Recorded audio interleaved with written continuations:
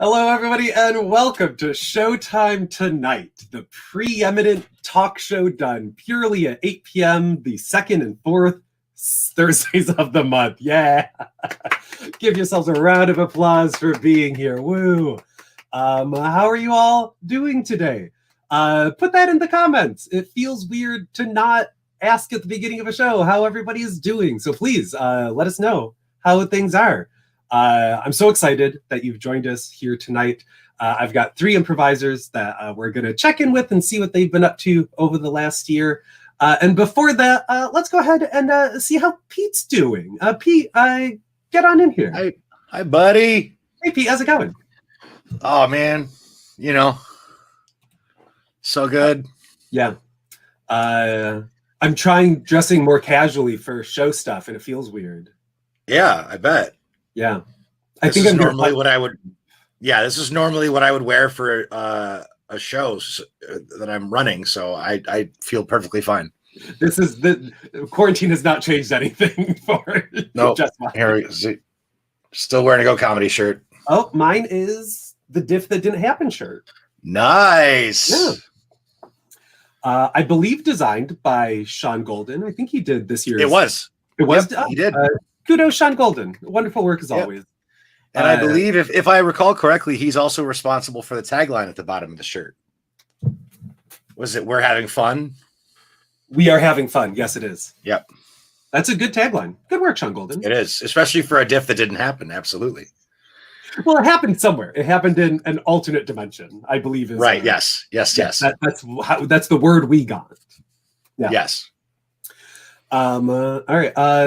Pete, you want to bring in the rest of the improvisers? Heck yeah, I do. Let's bring them in, and we'll both applaud like we're an audience. Ready? Oh, hell, because we are.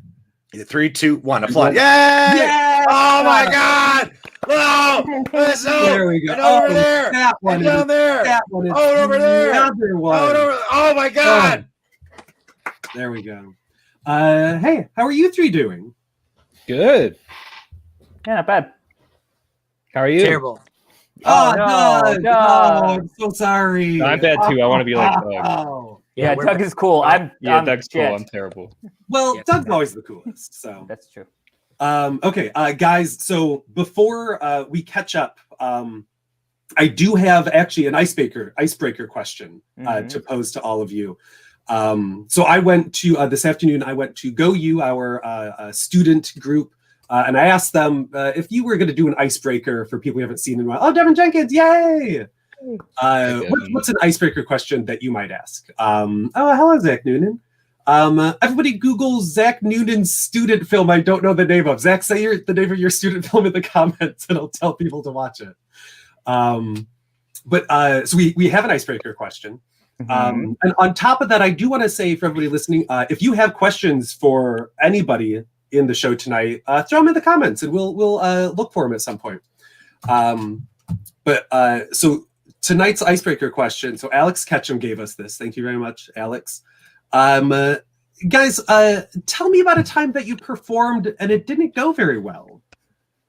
I'm sure we've all got that story. I know I've got a couple of, literally doing a show. There it is. Hometown Heroes. Everybody write that down and watch it once it's finished editing. Yeah. Cool.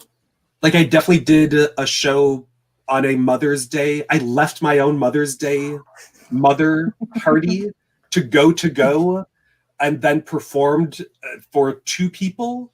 We did the entire Sunday buffet for an audience of 2. Sounds about which right. was fun. It was just, very, very, I left my mom to go do that. So that could have been a little bit better. Any of you guys have less than perfect performance stories? I'll say Well, I'll talk go about ahead, my Doug. worst. Sorry, I think I'm slightly delayed if I cut anybody off, but my worst performance experience, I think to this day, was a Go Corp gig, which are usually a little weird. It's when like if you don't know, it's when other companies like hire us to come to their work parties or whatever and do a show. And we got hired by this one group, and it was me and 3 others, and we showed up to the gig and we were like, so where's the stage? Like, where do you want us to perform? And the woman says, oh, I thought you would just kind of like, people are gonna be mingling, and I thought you would just kind of like start performing like in a corner, and they'll just kind of like start paying attention to you. So so they thought that in a work party situation where everyone just wants to talk, that this group of people they don't know could just start performing. And so we're like, okay. And it was in a big room where there's no like projection, and she gave us one handheld microphone and said, here's your microphone. So we stood there in the corner and tried to do improv games with one microphone, passing it back and forth to like say the lines. And it was honestly a nightmare. Yeah. Probably the worst improv experience. I feel that in my stomach of how awful that situation feels. Yeah, it was rough, but also I guess worth it because I have a story now. It's worth it. And also Go Corp, listen, there's not really money in improv, but if there's ever money in improv, it's a Go Corp. So Yeah. I mean, there was one time in Moon Monster where someone in the crowd just got on stage and joined us, but that was I remember that. That Yeah. was crazy. Yeah. That's so I great. mean, I don't know how much more I want to say about that show, because it was going fine until then, but then it just like completely destroyed anything that we were trying to do. So the last like 10 minutes felt so weird because we just kept trying to go, and Donnie like we got her off stage, and then Donnie like came around and like talked to her, and it was just like I don't know. It was so that sucked. But I'd say the worst I ever felt on stage was during a Panda, and I can't remember if PJ was hosting or Doug was hosting, but they're like we were just all making fun of each other, and it was a good time. But then these 3 women in the front row were like pointing at me and laughing at me, and we were like, "What?" And they're like, "His tie is so short." And I like, oh, ha, ha. And then like I searched inside myself and was like, this actually hurts my feelings. Like, oh no.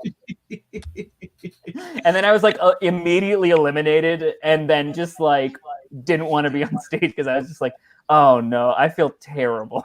Like that was the weirdest. So Keenan, did you retie the tie to make it longer? After the game was over, of course I did. So you resolved it.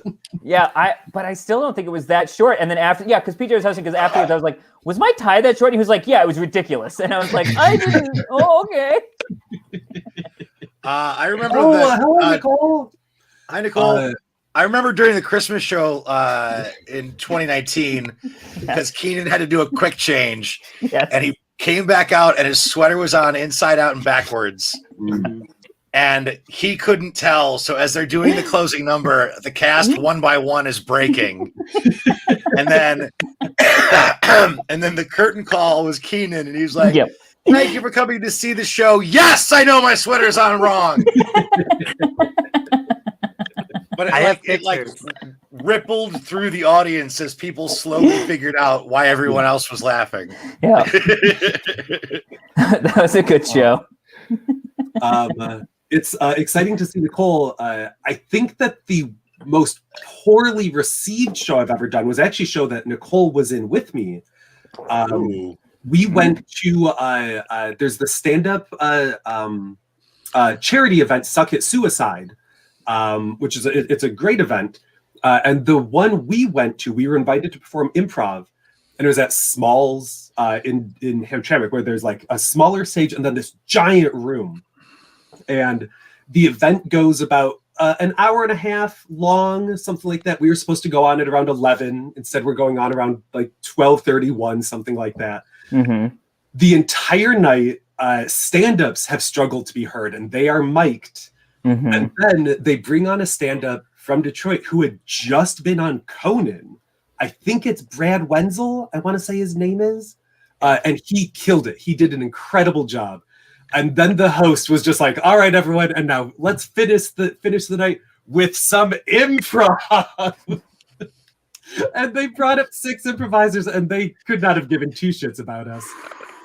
Once again, we didn't have mics. No one could hear us.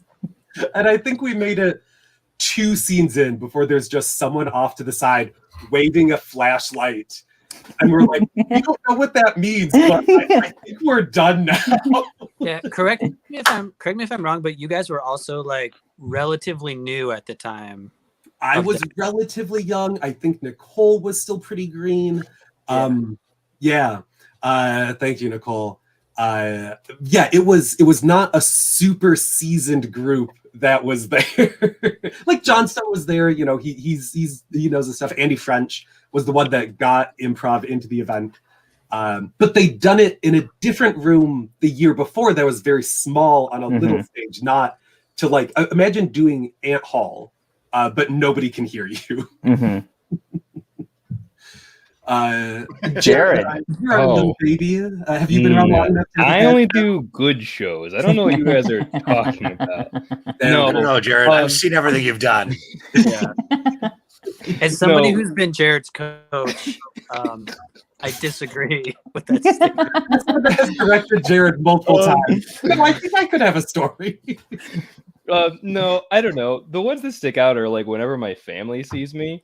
So they saw me do the Naughty and Nice that Pete, you directed, and Chris, you were in, and like those shows were like going really well, and like they came for like the Sunday matinee or something, and then I don't know, I was like, this will be good. This show is working, and then they watched the show and my whole family didn't laugh the whole time, and then they laughed during one scene, and it was the Rudolph scene. And I was like, okay, yes, this got them. And so then I, like, after the show, I was like, oh, you guys like the Rudolph scene? And they're like, Jared, you had a wedgie during that whole scene.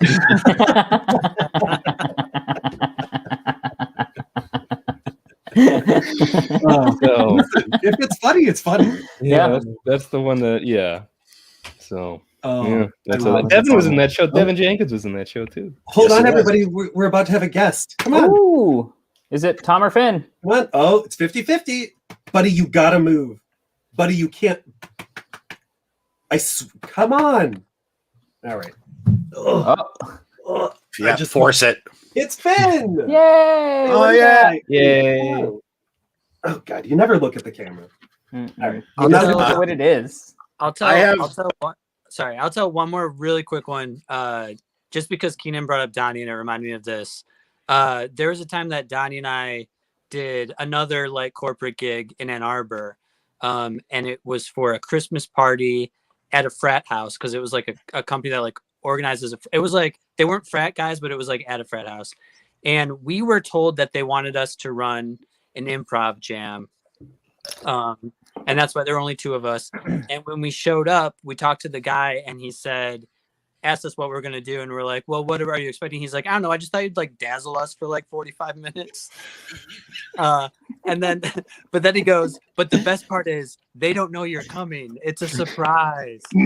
So No. yeah, and it was like after dinner they all thought that it was time to go home, and we had to do this like surprise improv thing, and we just like turned it into a jam anyway, and we like forced them all to like do all these games and stuff, and it ended up being okay, but it was like such a weird situation. Sometimes those things are so weird, man. Yeah, those corporate. I have 3 actually. Oh. I'll try to tell them real quick. Okay. Well, I'll tell 2, and then I have a visual aid for the 3rd, so I got to find the visual aid. But okay, beautiful. the first 2 were with doing corporate gigs, but with the Planet Ant. The first one was for a holiday party, and they wanted us to do an improvised murder mystery. But the group had only reserved a couple tables in a restaurant in December. So we were trying to put on a show for 2 tables of people in a packed restaurant. No. And I was like the detective that came in and like solved everything.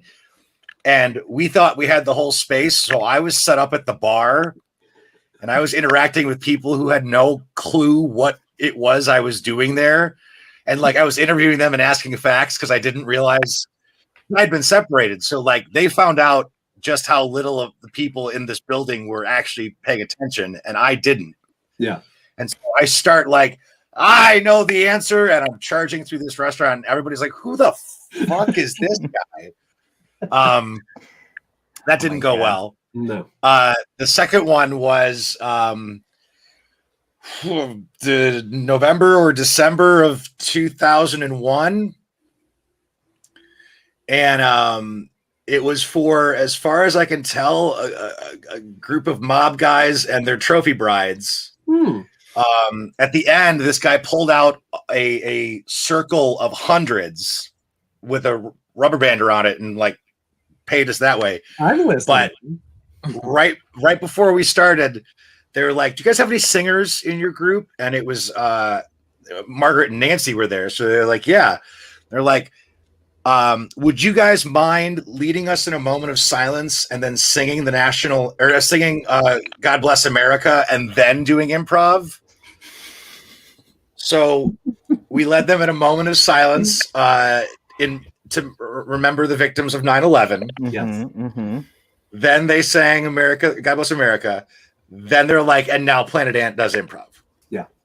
To stoned silence. That was awful. I'll come back for my third one. I got to find the visual aid. Okay, so that reminds me of another one. You might have been a stage manager for this one. Did I tell you? Did you hear about the time we played a 9/11 memorial?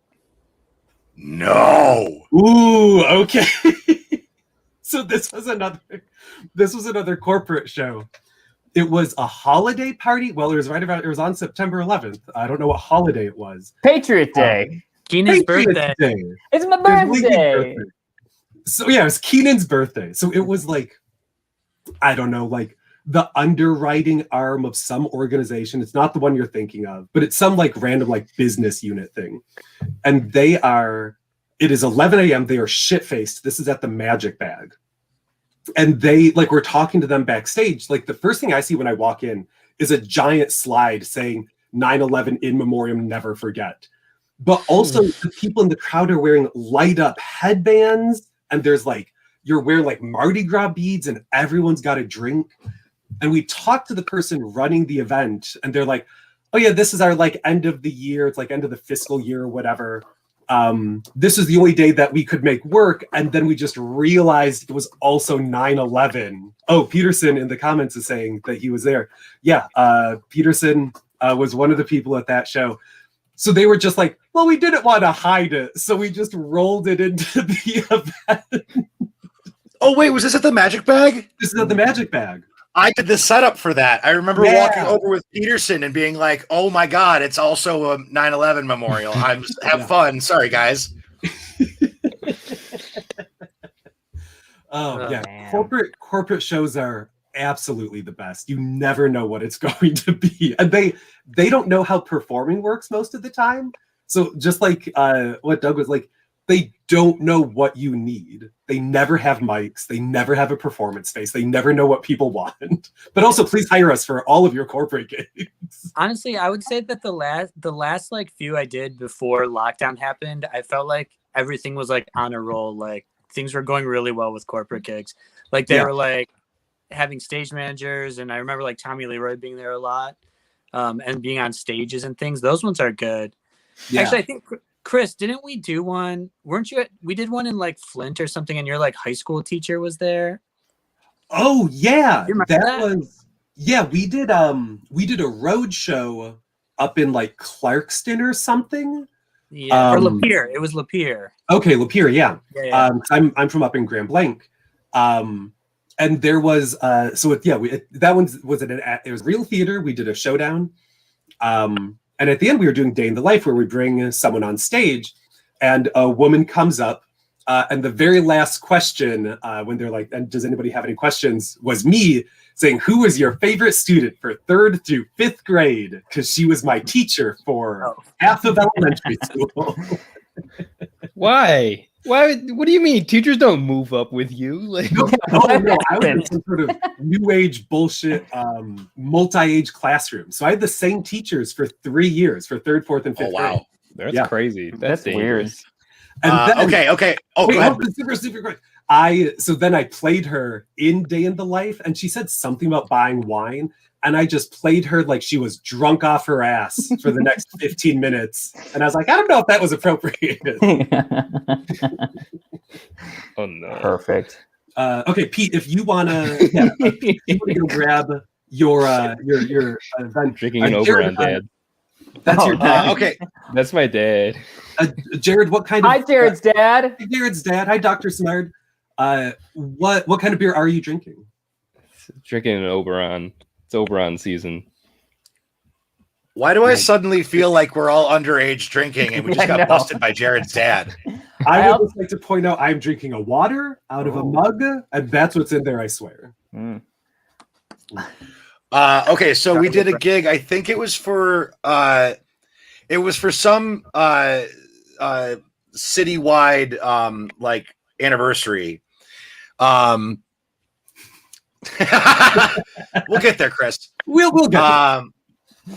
And we got rented out by my friend Greg, and we were like, all right, so where are we set up? And we were set up on this stage that was outdoors. And what was at that stage earlier in the day was the car show, but all the cars were gone. So it was us on this stage with an empty lot, and across the park on the other side was like some band that was like big in the 90s, who their only gig they could get now is like citywide festivals. And they had like a packed audience, and Greg was like, I'm going to get you guys an audience. Don't you worry about it.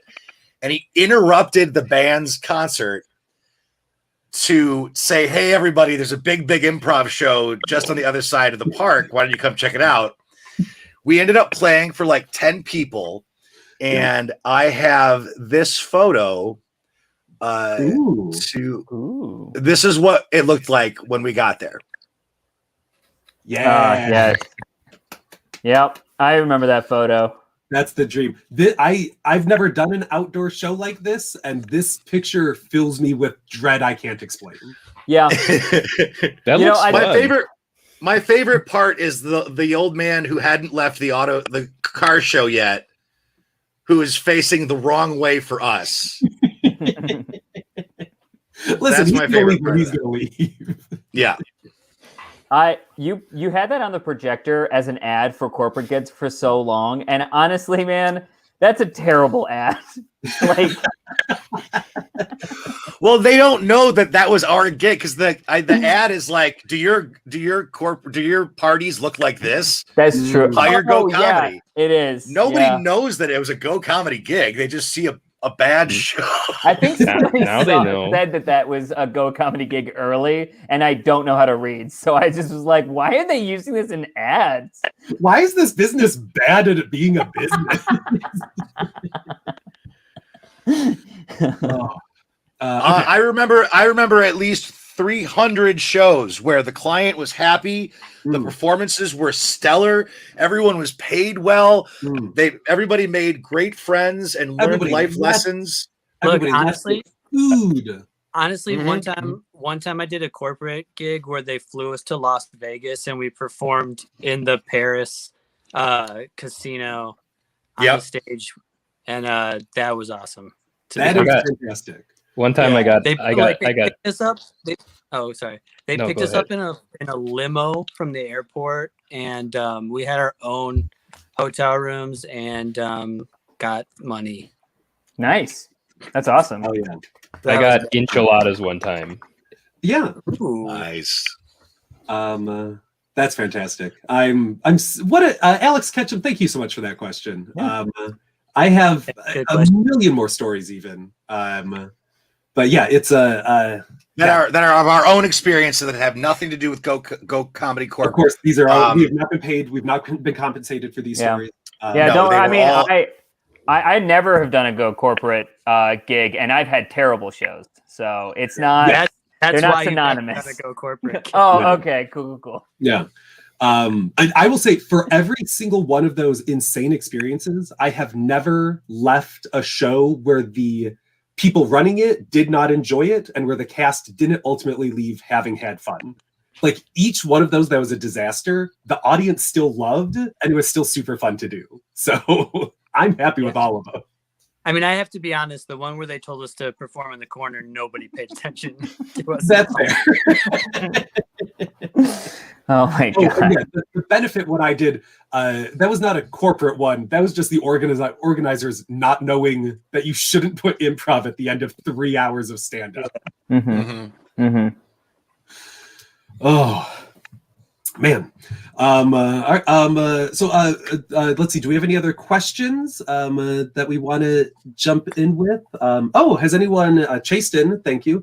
Have any of you ever almost fallen off stage during a performance? I once kicked Tiffany off stage. Keenan! What? How hard? It was, you know how the calling card of Moon Monster was that I would do a high kick coming through the curtain. Everyone knows that. Everyone knows that. That's all I remember. The calling card. Yeah.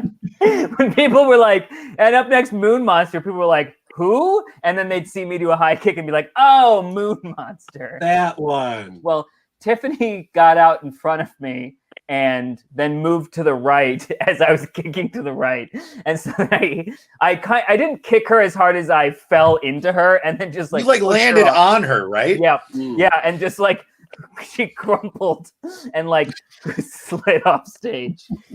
So I haven't fallen off stage personally, but I have made people. One time though, Keenan did fall and hit the stage so hard that he chipped his tooth. Yes, I did do that. Yeah, that was a good time. That's fantastic. I thankfully had a dental appointment that week, and they were like, "Yeah, you chipped this." I was like, "Oh." Hey, do you notice this? You're missing some of a tooth. No, it was like my back molars, but it I hit on my ass, and like my teeth just chomped together so hard that I just chipped something. It was weird. Yeah.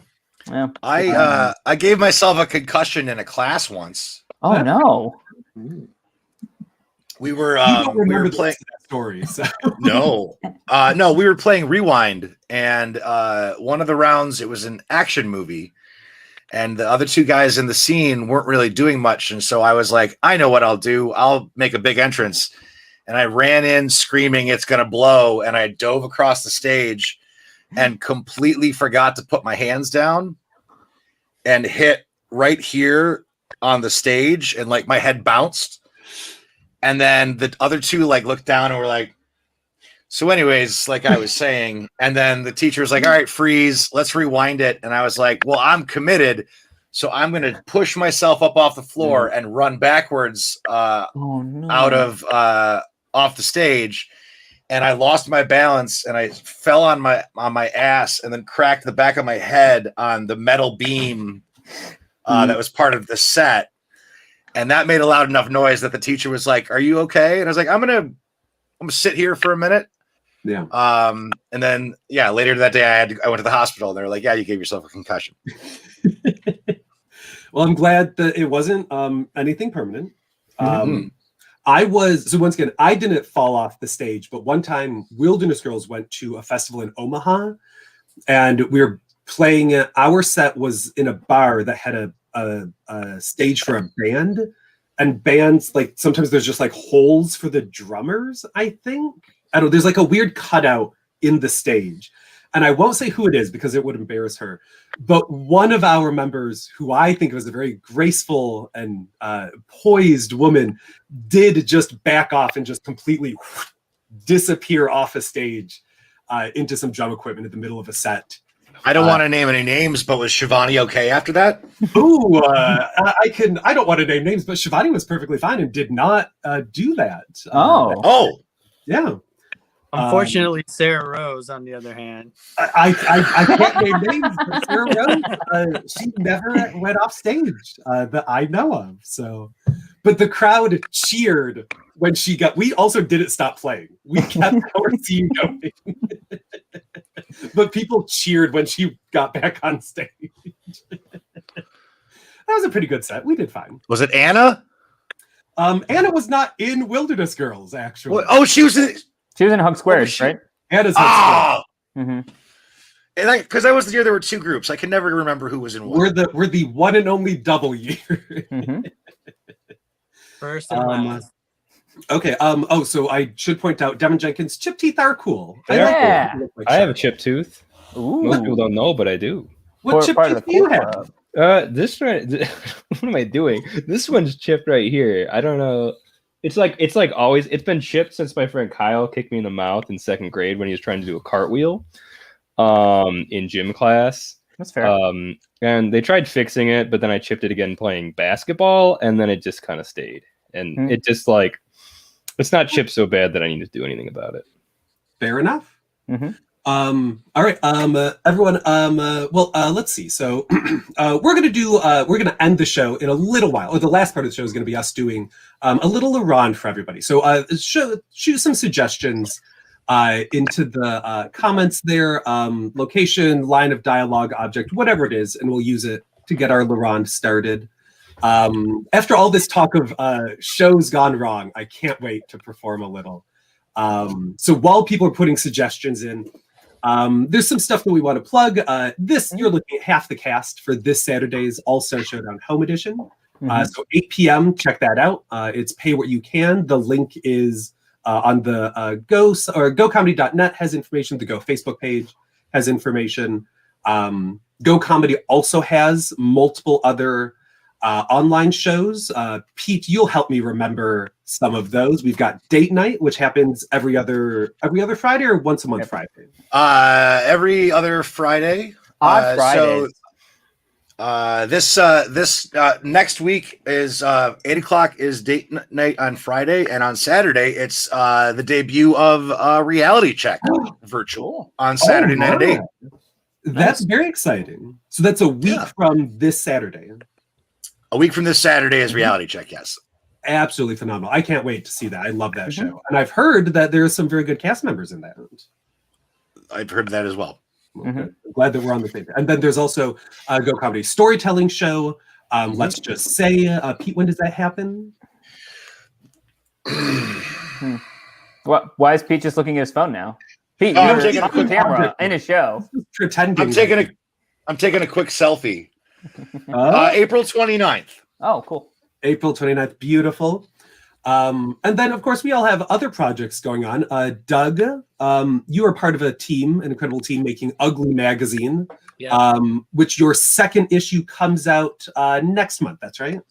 Yeah, our second issue is almost done, and it'll be coming out in April at some point. It'll be sending. Ugly Magazine, if you haven't seen it already, is so good. It's absolutely phenomenal. There it is. It is. If you don't already know Sean Golden from before, Sean Golden's incredible art. He's such a fun artist. And then Doug that we've got here tonight. And last, the other half of our Showdown cast, Bergwins and Molly, they're all part of that team. And you all write for it, and then some of you do additional illustration? A little bit. Sean, most of the illustration is Sean, but we all kind of like write as a group throughout. It is super, super fun. I'm very excited for the next one to come out. Does anybody else have anything that they've got coming up that they're excited about or that they want to plug? The Bureau still has its album out on Bandcamp if you haven't bought that yet. Ooh. And the Hot Go Comedy albums. So there are multiple Go Comedy albums. So check out the Bureau album. It's super funny. I love it. I think this is where Google it because I don't understand the internet. I think the first Friday of the month on Bandcamp is Creator Friday. This is a guess. And if you purchase stuff on that day, 100% of the proceeds go to the creators. Does that sound right to anybody else? Sure. Google it and find out if you haven't bought it yet, that is a great time to buy it. Super, super fun. Yeah, the Bureau is great. I love the the holiday albums that were done, the 10 by 10 albums, all super good. I guess I could plug a podcast that I do with another friend of mine. Oh, hell yeah. I think it's called the J&K Podcast. Keenan, you come back when you know the name of your podcast. I was just trying to find it. I cannot find it. But you come back when you know the name. But we keep switching off watching Arnold Schwarzenegger movies and Kurt Russell movies and then just talking about it for like a half hour. It's fun. But again, I think it's called the J&K Podcast, but I don't know for sure. He takes care of it. I just watch the movies. Like this? Oh. No, it's not. Okay. Listen, buddy, I'm trying to help you out real hard. Okay, so if you Google the J&K Podcast, are you going to find it? I don't think so. I can't find it. Keenan, send me an email and I'll put it somewhere. Okay, thank you, Chris Peterson, for corroborating my wild guesses. Also, I don't think we should plug something that one of the creators isn't sure what it's called. I feel like we should listen to an episode to make sure we can plug this. Yeah. Well, I mean, it's been like an excuse for us to like hang out in quarantine every week. And so part of me thinks now that he's not released it and then it's all. So you haven't even tried to find it. No, I'm there when we film it. Why would I want to listen back? God, You're not even supporting your own podcast.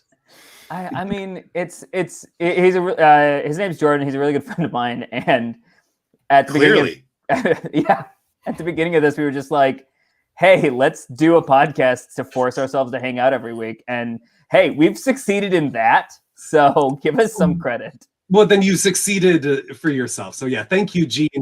This is actually just a psychosis that Keenan is experiencing. It might be. I'm literally going to text him after this and be like, have you been posting those episodes? The answer is no. I'm certain. Which is crazy because we couldn't do the last one because his recording equipment wasn't working. So if we're not posting it, why do we care? Keenan, I guarantee, like, your microphone has not been plugged in. Like, it goes off the desk, and he's like, yeah. No, it's plugged in. Don't worry about it. There's not even an end. It's frayed wires. Oh, my God. That's probably what's happened. So check it out, everybody. Right. Don't look at your podcast. You're not going to find it. Okay. So we're going to do a delightful little LaRonde for you, which, in case you're not familiar with the LaRonde, it's a series of two-person scenes, and we just see the connections of character to character between two-person scenes until the very last person finally loops around and meets the first person that was introduced. So let's see. We've got two suggestions, so we'll just combine them. So Zach Noonan from Tori is giving us the color purple, and Devin Jenkins has given us Dig Site. So the purple dig site, digging for purple sites, whatever it is that means to you. Let's just see who drops off first to then. Here we are.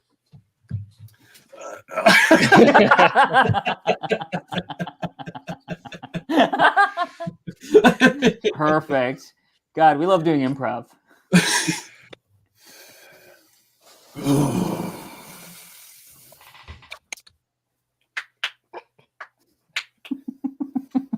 Long day.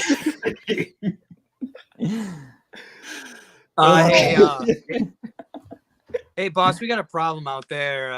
Mark, I'm just enjoying that it's a long day. Can't you see that?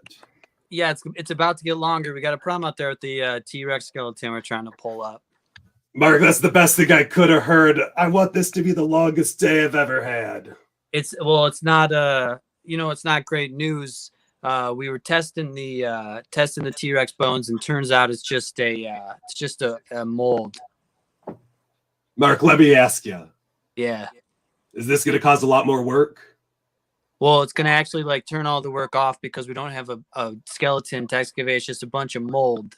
So we're shutting down completely. Best news I've heard all day. Yeah, and also the problem is we are shutting down, and there was a voicemail from your wife that said, "Hey, if this job doesn't work out, it's over between us." So You're telling me I don't have to do my job or go home to my wife? This day just could not be getting better. well, there's one more problem here. Oh boss. yeah, Mark.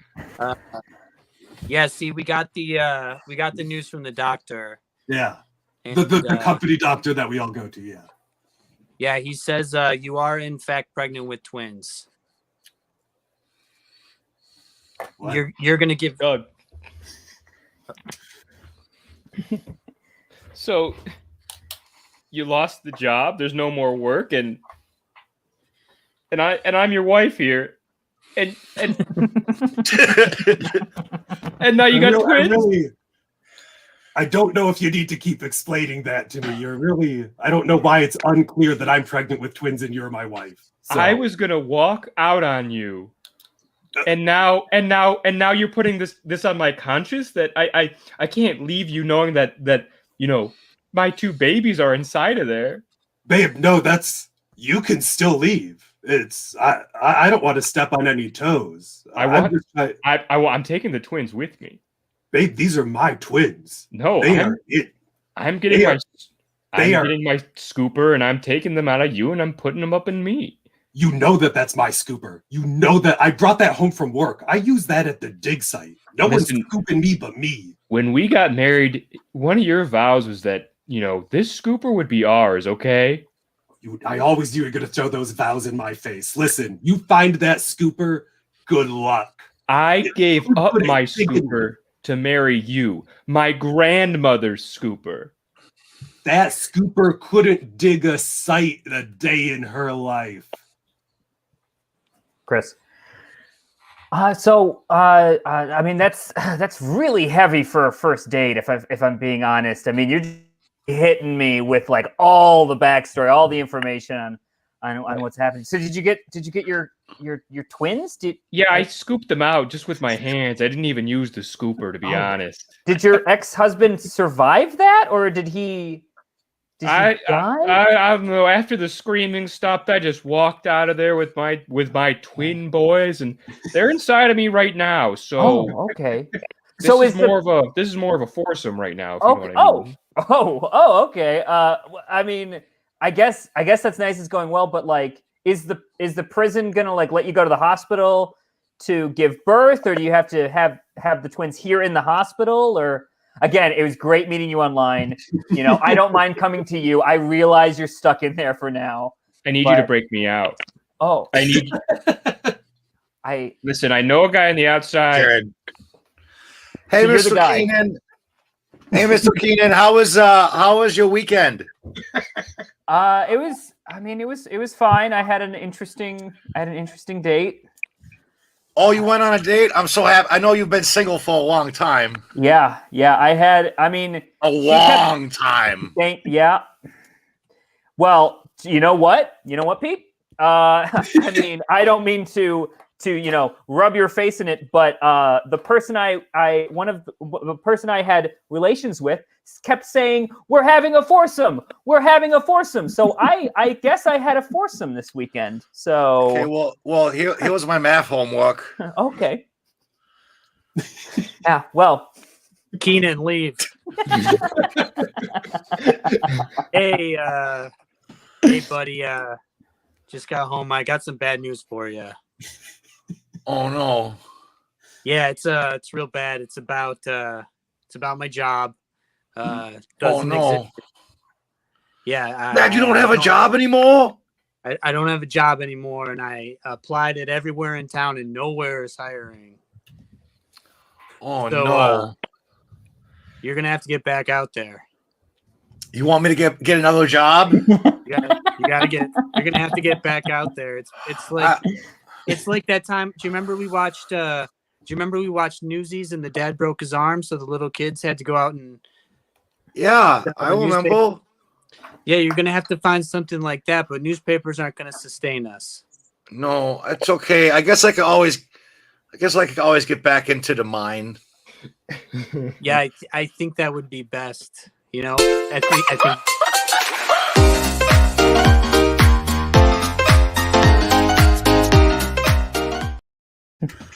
Yeah. Yeah. I get it. I was the teacher. I You didn't were. get that until after. Teacher. Mr. Mulaney. Yeah.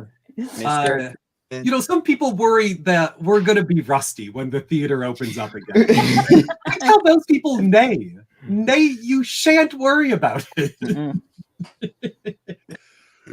All right, everyone. That's No, I did enjoy watching Keenan's look of realization as he discovered that he was in fact a child's teacher. Mhm. Keenan is indeed a teacher, Mhm. both in any reality. Mhm. Every scene he's in, he's actually a teacher.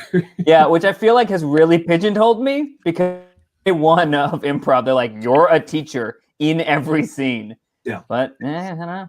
Works. I'm sorry you have to deal with being typecast, Keenan, but that's Yeah. the reality we live in. I get it. Hey, Chris, can I say something real quick before Yeah, we go? Because I forgot to say this earlier. If you are interested in receiving Ugly Magazine, the next issue coming out, go to this website, uglygoofs.com, if you can see it there, uglygoofs.com, and you can subscribe for just $3 a month. And the magazines come 3 times a year. And if you subscribe, you get this one right away for free. Oh, cool. Nice graphic. Very cool. Yeah, so if you subscribe now, you'll get that one first, and then you'll get the second one next month. Heck yeah. Nice. Yeah, I am legitimately excited. This is not me hosting the show, selling it. I cannot wait for it, and I loved the first one. So, yeah. All right. So yeah, subscribe to Ugly Mag. Look for Jared's The Bureau album. Don't Google whatever Keenan was talking about because it's fake and he's lying to us. Keenan's Creepy Podcast. It's all a lie. But yeah, we really hope that you'll come check out the All Star Showdown Home Edition this Saturday at 8. And for the rest of our digital time, Showtime Tonight will be the second and fourth Thursday of the month, along with the showdowns that are the second and fourth Saturdays. We're also going to be using the space for Go Comedy community announcements. So I already know we've got something that we're announcing next month. That'll be a fun thing that we can all get excited about. So yeah, just stick around and see that. It's all dodgeball. It's a community-wide dodgeball game. Doug's the only one with the balls. It's just him hunting us. Yeah. Gene, Hi, Gene. you're wonderful. And I want to see your face, and I love the dog. So thank you so much for being here. Give yourselves a round of applause at home. You all give yourselves a round of applause for an incredible job. And that's the show. We'll see you next time. Have a great night, everybody. Bye.